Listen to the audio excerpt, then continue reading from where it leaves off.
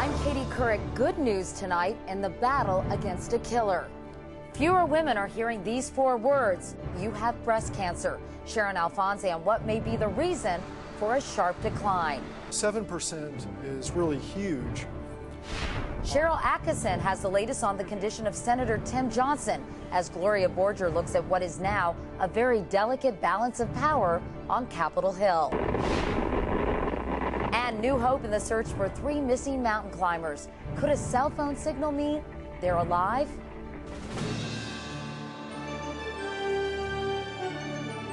This is the CBS Evening News with Katie Couric.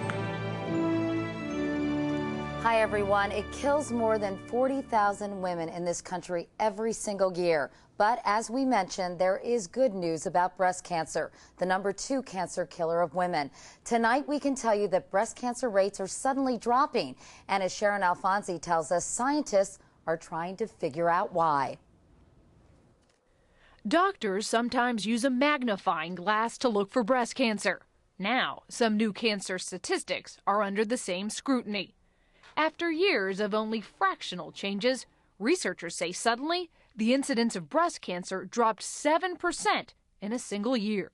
This is an enormous decrease. Researchers announced today that decrease may be linked to hormone replacement pills. In 2002, a federal study linked the hormones to cancer and heart disease.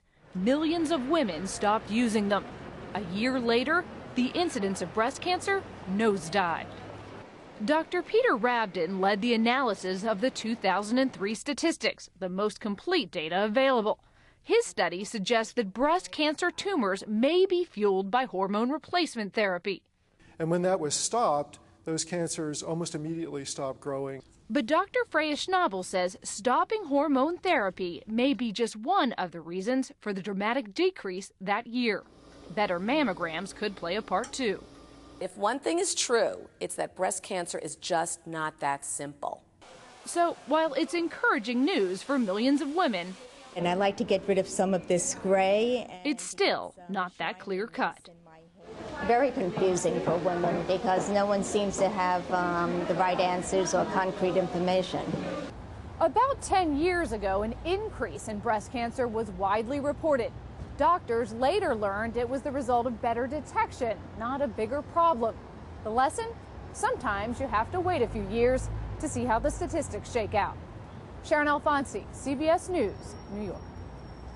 Dr. John LaPook is our CBS News medical correspondent. John, this is bound to add to the confusion people already have about hormone replacement. When that Women's Health Initiative came out 4 years ago and showed an increase in the risk of breast cancer, many people said, we're not doing hormone replacement. Right. Do you think that this will only add to those fears? Well, it's such a complicated subject, and it definitely needs further study. But I spoke to 3 experts today, and here's the bottom line that they said. The studies from 4 years ago were in women who were older, in their mid-60s, taking a relatively higher dose of estrogen for about 5 years. And the thinking now is that in a subset of patients of women with symptoms of menopause who are not at increased risk for side effects, that it's very reasonable to give a relatively lower dose of hormones for, say, a few years and see what happens. And who don't have a history of breast cancer either, right? Yeah, those would be the increased risks of problems. All right, Dr. John LaPook, stick around because we have another major medical story we're covering, and we'll talk about that in a moment. It's the sudden illness of Democratic Senator Tim Johnson of South Dakota, who had emergency brain surgery last night, and there are implications for the delicate balance of power in Congress. Johnson is now listed in critical condition. Cheryl Atkinson on Capitol Hill has the very latest. After surgery that went well past midnight last night, Senator Tim Johnson's family released a statement saying he had suffered sudden bleeding in his brain. The symptoms first surfaced during a telephone conference call with reporters yesterday. The money was proposed to be provided a year ago. In the middle of answering a question, Johnson starts to falter. You know, it just is frustrating that.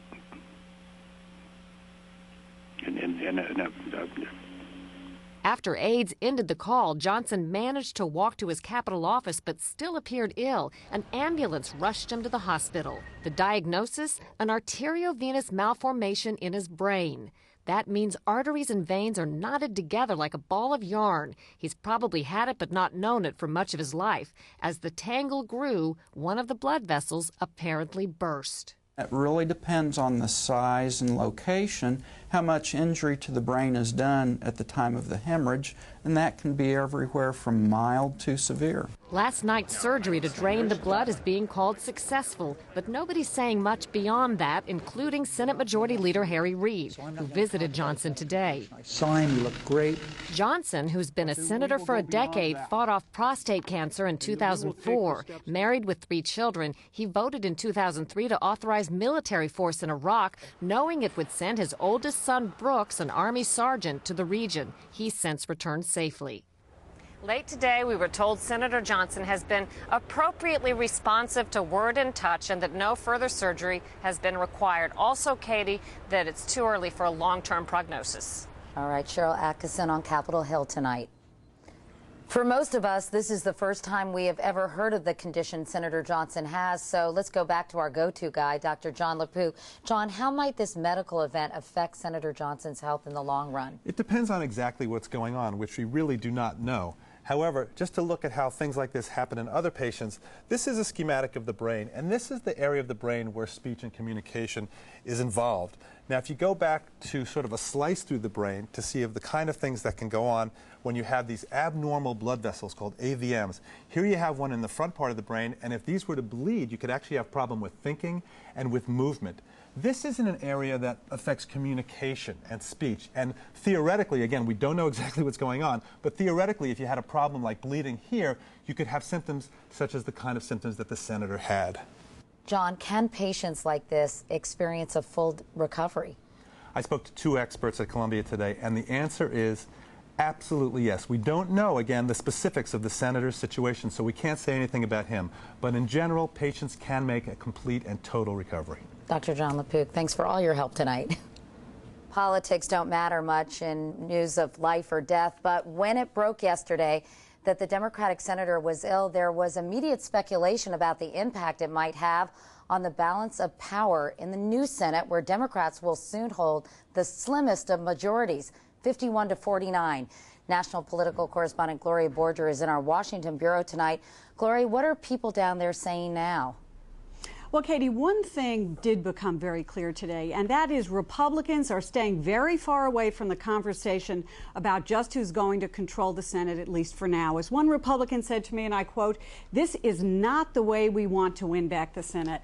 And there's one more thing to keep in mind here, Katie, and that is that never in history has a sitting senator been told to leave the premises because of his health. And we have one current example. That's Senator Joe Biden of Delaware. In 1988, he had a brain aneurysm. He was out of the Senate for 7 months. But, Katie, he's back in the Senate today. All right, Gloria Borger in Washington. Thank you, Gloria. And now to the search for the 3 climbers missing on Oregon's Mount Hood. National Guard helicopters, even a C-130 cargo plane, have now joined the effort. At the base of the mountain, where families and rescue teams wait, a single electronic ping is keeping hope alive tonight. Jerry Bowen reports. Despite fierce 100-mile-an-hour winds and near whiteout conditions that have stalled rescue efforts on Mount Hood, hopes have been raised by reports that a cell phone used by missing climber Kelly James was briefly turned back on late Tuesday night. My heart was in my throat when I heard that, because if it's true, it means that Kelly is alive and that he has his wits about him. James used the phone Sunday to notify his family he'd taken refuge in a snow cave, while his colleagues Brian Hall and Jerry Cook were going down the mountain for help. T-Mobile has been trying to reestablish contact with the phone ever since, sending a signal, pinging it routinely every 5 minutes. Tuesday, the phone signaled back that it was on, before falling silent again. Other high-tech efforts to locate the missing trio, unmanned drones to heat sensors, have been grounded by the brutal weather. The hope is all are in snow caves that could keep them warm and alive. They could be up at the top with Mr. James. They could be in a snow cave down lower. That's why we're kind of continuing some of our lower elevation searches. Karen James, for one, has no doubt her husband is coming down. My husband proposed to me on Mount Rainier, and we're planning our 50th wedding anniversary there, so I know he's coming off this mountain. But with more bad weather moving in, searchers say it may be the weekend before they can get closer to the stranded climbers. Jerry Bowen, CBS News, Los Angeles. And there's much more CBS News ahead. Coming up next, is the U.S. Army being stretched to the breaking point? A dire warning from the top general.